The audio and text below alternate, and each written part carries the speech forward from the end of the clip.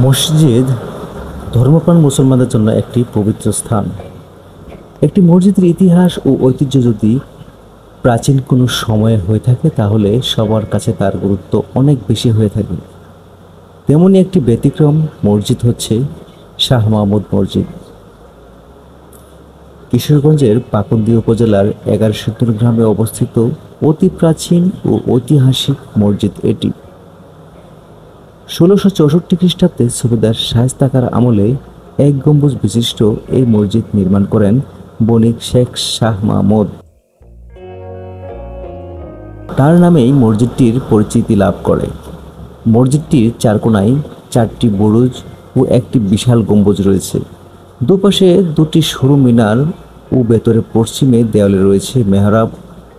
মসজিদের ভেতরে ও বাহিরে পোড়ামাটির চিত্রফলক এবং পূর্বের দেয়ালে 3টি দরজা রয়েছে। এই মসজিদের ভেতরে একসঙ্গে 25 জন মুসল্লি নামাজ আদায় করতে পারেন।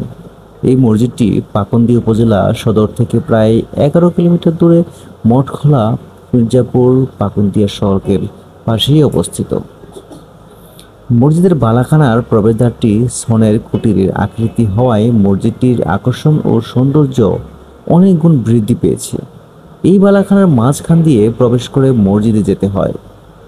400 বছর আগে নির্মিত এই মসজিদে রয়েছে মোগল শিল্পরীতি ও স্থানীয় শিল্পরীতির নিপুণ সমন্বয়।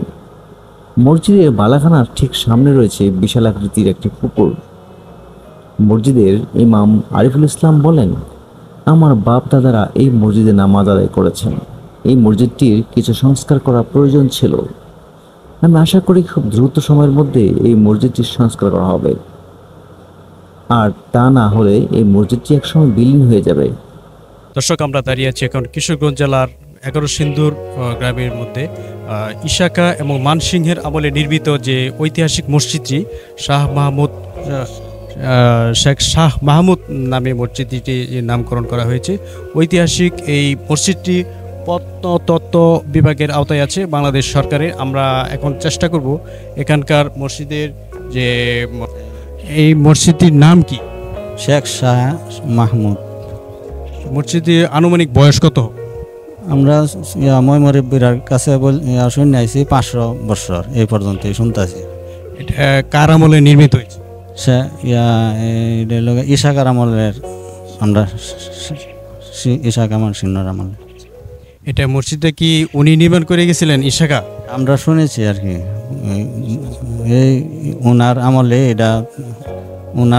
এটা তৈরি হয়েছে। ইশাকা মানসিংহের আমলে এটা তৈরি হয়েছে।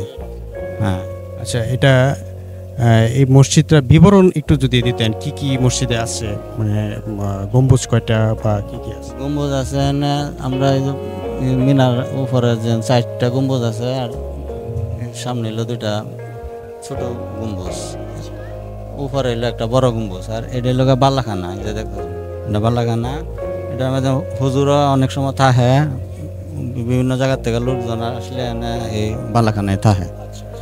আর এখানে দরজা আছে, এই সামনে আছে 2টা জ্বালানা আর একটা মেন দরজা, এটা গেট। আসা যাওয়ার পথে রাস্তাটাও কিন্তু ভাঙ্গা সাঙ্গা গেছে। আমরা আসা যাওয়া মুসল্লিরা অনেক কষ্ট করে। যদি সম্ভব হয় রাস্তাটাও মেরামতের জন্য আপনারা চেষ্টা করবেন। আপনার ছোটবেলা থেকে বা আপনার বাবা বা দাদা ওনারা কি এরকমই দেখে আসছে? জি জি, এরকমই দেখে আসেন। এই প্রায় 20-30 বছর আগে একবার কিছু সংস্কারের কাজ হয়েছিল, এরপরে আর কোনো কাজ হয়নি। কি আপাতত দিক দেখা যাচ্ছি। আপনার এটার বিষয়ে যদি কোনো কিছু করতে পারেন তো সব সুন্দর ভালো হতো। আর এটা এখন কি সংস্কারে কি কি সংস্কার করলে আপনাদের ভালো হয়, জিনিসটা মানে টিকা থাকবে বা একটা ঐতিহাসিক মসজিদ হিসাবে মানুষের কাছে একটা ভালো থাকবে? এটা কি করলে ভালো? এটা যে ফাটল ধরছে, ফাটলগুলি আবার আগে যে সিস্টেমে আছে এই সিস্টেমে, কিন্তু কাজগুলি এই সিস্টেমে করলে সুন্দর এবং লোকজনে দেখে আগের যে সিস্টেমটা থাকলে ভালো হইব। দেখাবো যে এই দেয়ালের প্রশস্ততা নিয়ে এখন আমাদের সাধারণত যে এলাকায় আমরা বাড়িঘর নির্মাণ করি সেখানে যে দেওয়াল থাকে সর্বোচ্চ 10 ইঞ্চি পর্যন্ত আমরা দেখেছি, কিন্তু এখানে এই দেওয়ালটা পুরোপুরি 6 ফিটের মতো হবে, অ্যাকচুয়ালি 6 ফিটের কম হবে না।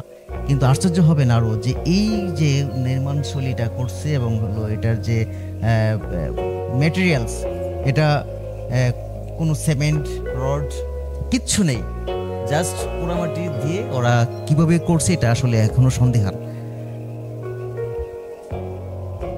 পানি যদি জমাট না বেঁধে থাকে এবং এইটা এই পাশ দিয়ে বের হওয়ার জন্য ব্যবস্থা রাখা হয়েছে।